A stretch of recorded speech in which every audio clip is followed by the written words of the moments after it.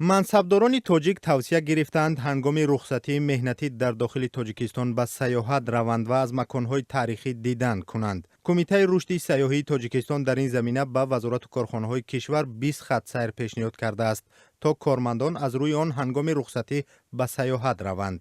ин тасмим дар пасманзари эълони соли рушди сайёҳӣ гирифта шудааст ки онро эмомалӣ раҳмон президенти кишвар эълон кард. абдукарим қурбонзода, як масъули кумитаи рушди сайёҳии тоҷикистон, рӯзи 6 апрел ба радио Озодӣ гуфт бо мақсади рушди сайёҳии дохилӣ дар якҷоягӣ бо ширкатҳои сайёҳӣ аз якчанд мавзеъҳои сайёҳӣ боздид карданд ва бештар аз 20 хатсайри сайёҳӣ таҳия намуданд. ӯ гуфт ин хатсайрҳо ҳамчун турпакет ба вазорату идораҳо ва муассисаву идораҳо фиристода шудааст.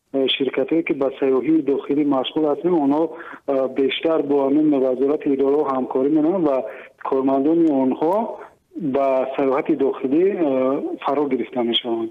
зимнан вазорати корҳои дохилии тоҷикистон гуфт аллакай ба кормандони милиса тавсия доданд ки дар як сол як бор аз мавзеъҳои таърихии дохили тоҷикистон дидан кунанд. умарҷони эмомалӣ, сухангӯи вазорати корҳои дохилии тоҷикистон гуфт умедворанд ки сайёҳат ба маконҳои таърихӣ ба мисли тавсияи рафтан ба театр аз ҷониби кормандони милиса иҷро мешавад. ӯ гуфт ин як бахши дарсҳои фарҳангӣ ва тарбиявӣ барои кормандони милиса ба ҳисоб меравад. худи роҳбарияти вазорат ҳам тавсия додааст ки кормандон метавонанд дар вақтҳои берун аз кор, дар вақтҳои истироҳати худ ёки дар вақтҳои дар рухсати меҳнатӣ ҳастанд, аз театр ва ҷойҳои фарҳангӣ ва таърихию сайёҳӣ диданд. ширкатҳои сайёҳӣ мегӯянд аз ҳисоби сокинони кишвар барои сайёҳат дар дохили тоҷикистон тақрибан ҳеҷ муштарие надоранд. соли 2018 дар тоҷикистон соли сайёҳӣ ва рушди ҳунарҳои мардумӣ унвон шудааст.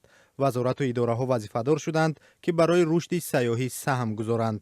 арзёбиҳои созмонҳои байналмилалӣ ва дохилӣ нишон медиҳад ки таваҷҷӯҳи сайёҳон барои сайёҳат ба тоҷикистон дар солҳои ахир афзоиш меёбад. бо дар назардошти ин, соли гузашта кумитаи виҷа барои назорати ин соҳа таъсис ёфт.